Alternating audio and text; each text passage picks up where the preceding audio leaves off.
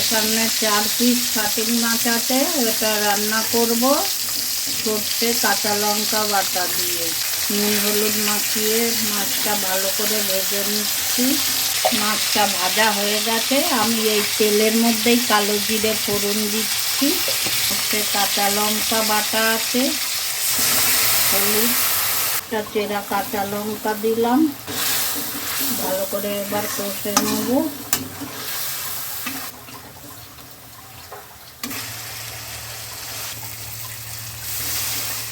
জল দিয়ে দিলাম।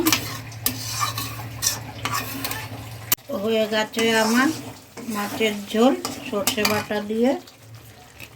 একটু কাঁচা সর্ষের তেল এবার ছড়িয়ে দেবো নামানোর আগে।